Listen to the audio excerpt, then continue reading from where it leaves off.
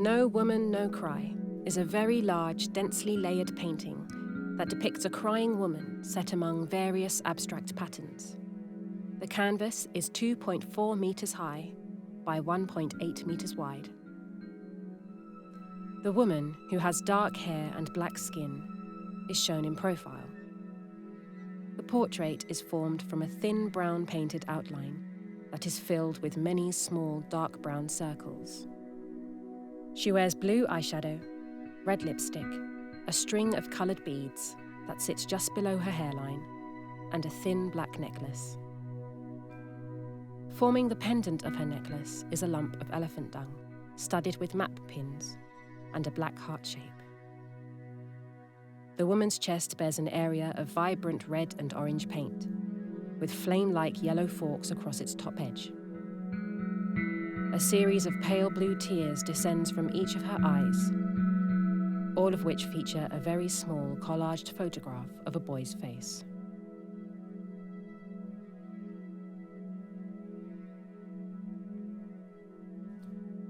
The background is painted with a mixture of pale green and bright yellow.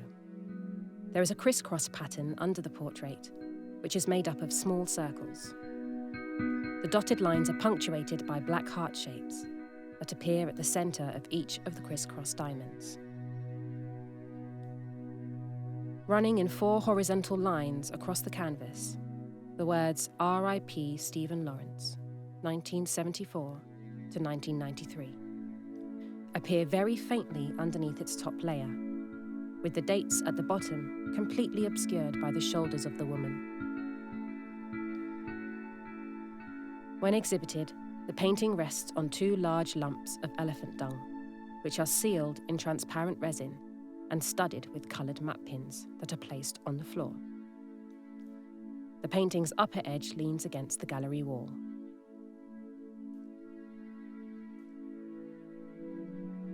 This painting was made by the British artist Chris Ofili in 1998, when he was living and working in London. The title of this work is the name of a 1974 song by the Jamaican reggae musician Bob Marley that asks a female listener not to be sad. The faint inscription behind the portrait indicates that the crying woman is Doreen Lawrence, now Baroness Lawrence of Clarendon, OBE, the mother of Stephen Lawrence. Stephen Lawrence was murdered as a teenage boy in an unprovoked racist attack in London in 1993, and the photographs inside the tears in this work are all images of Stephen.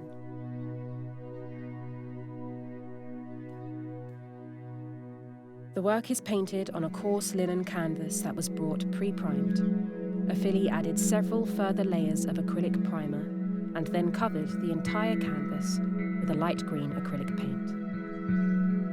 He then drew thin lines over it in pencil before adding the collage circles that make up the diamond pattern. The circles are small cut-out reproductions of a work by the British abstract artist Bridget Riley. Ofili then applied the heart shapes in black oil paint and the black dots using rub-on transfers. Following this, he used more paint to write the text across the painting, before fixing the dung pendant onto the canvas with a glue gun. A polyester resin mixed with glitter, orange and black pigments was then poured onto the work while it was positioned horizontally. The canvas was tipped up before drying, producing runs of resin that are visible around its edges. Finally, thinned oil paint was applied to depict the woman, and unthinned oils were used for the beads and the colours on her chest. Despite the many layers, the overall thickness is still sufficiently thin for the canvas texture to remain apparent through it. After 5 years of campaigning by Lawrence's parents, the then Home Secretary, Jack Straw, announced a judicial inquiry into the police investigations into their son's death. When it was published 2 years later, the 1999 Macpherson report found police conduct had been marred by professional incompetence and institutional racism. The report made 70 recommendations, which led to an overhaul of Britain's race relations legislation. Curator Judith Nesbitt has written that Ofili was deeply moved by the way in which Doreen Lawrence's overwhelming silent grief at her son's tragic death had been transformed with each successive interview, as she became even stronger in spirit and emboldened to speak with great dignity.